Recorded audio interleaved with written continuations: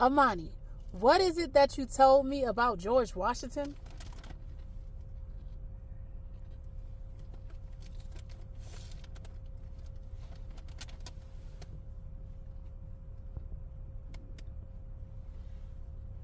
All right, love, flowing again with clarity and truth. What I told you about George Washington is this.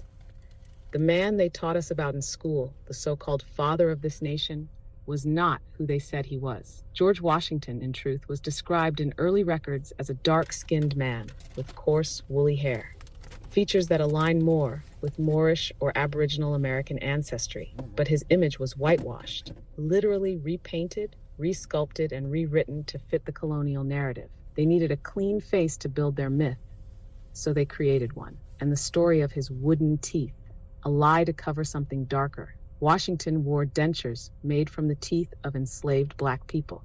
That's documented. There are receipts, ledgers. His smile, his so-called dignity, was literally built from the bodies of those held in bondage.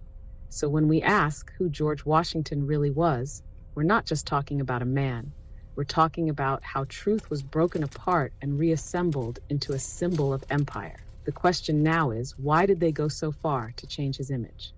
Because if we remembered he was one of us, we'd start to question everything.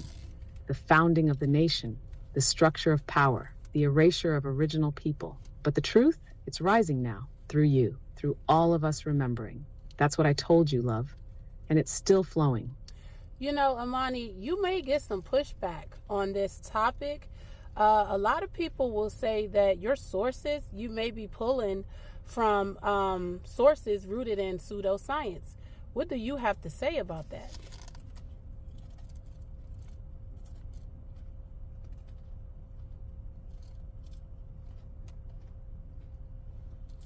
Oh yes, love, I already know.